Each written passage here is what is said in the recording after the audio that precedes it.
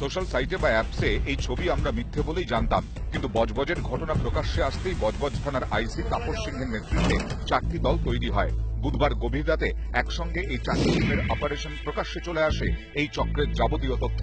বিহার থেকে ধরা পড়ে শ্যামপুকুরের বাসিন্দা সানি মল্লিক।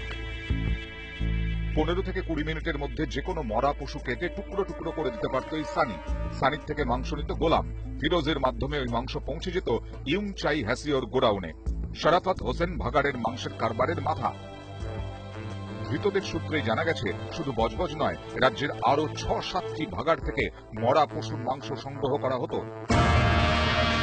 কল্যাণী, কাকিনাড়া, জগদ্দল, টিটাগড়, হাওড়ার শিবপুর, দক্ষিণ 24 পরগনার সোনারপুর ও টালিগঞ্জের ভাগাড় থেকে মাংস সংগ্রহ করা হতো।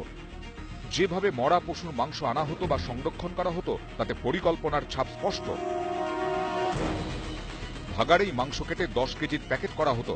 ভাগাড় থেকে এই মাংস প্রতি কেজি 100 টাকা দরে বিক্রি করা হতো। ये जनरली क्या करता है, जहाँ जहाँ डंपिंग यार्ड है वो डंपिंग यार्ड में ये लोग इसका एक इन्फॉर्मर रखते हैं। मतलब उस डंपिंग यार्ड में जो काम करते हैं वो लोगों को कुछ पैसा देकर वहाँ से इन्फॉर्मेशन लेते रहते हैं। जब भी कुछ डेड एनिमल वहाँ मिलती है, इमीडिएटली एक टीम जाकर उसको पीसेस करके, जनरली 10 to 20 केजीज का पीसेस करके वो हिंदुस्तान आइसन कोल्ड स्टोरेज नरकलडंगा को भेज देते थे। ভাগাড় থেকে সংগ্রহ করা মাংস নিয়ে যাওয়া হতো হিমঘরে। 10 কেজি মাংসের চর্বি ও খারাপ অংশ বাদ দিয়ে 3 কেজির প্যাকেট হতো। এই মাংসে মেশানো হতো ফরমালিন। মাংস রাখা হতো -44 ডিগ্রি তাপমাত্রায়। সব মিলিয়ে হিমঘরের খরচ ছিল কেজি প্রতি 150 টাকা। অর্থাৎ কলকাতার বাজারে মাংস বিক্রি হতো কেজি প্রতি 250 টাকায়। বড় গাড়িতে মাংস যেত উত্তরপ্রদেশ ও বিহারেও। এই যে -40 ডিগ্রি সেন্টিগ্রেডে যে স্টোর করতে হবে মাংসটা, সেটাও এরা জানে।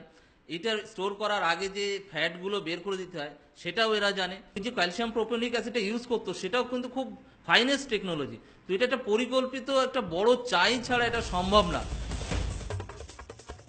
ভাগাড়ে শকুনের মতোই নজর ছিল এইসব মাংস কারবারিদের। মরা পশু ফেলা হলেই খোঁজ দিত এজেন্টরা। তারপরেই শুরু হতো মাংস সংগ্রহের কাজ, যা পৌঁছে যেত সবার হেসেলে বা রেস্তোরাঁর প্লেটে। কল্যাণী, কাকিনাড়া, সোদপুর, সোনারপুর এবং টালিগঞ্জের একটি জায়গা রয়েছে যেখানে মৃত পশুর কোনো মৃতদেহ পড়লেই সেই মাংস নির্দিষ্টভাবে টুকরো টুকরো করে পিস পিস করে চলে আসতো এই হিমঘরে। ক্যামেরা সুরজ প্রসাদ গুপ্তার সঙ্গে সুজয় পাল, নিউজ 18 বাংলা, কলকাতা।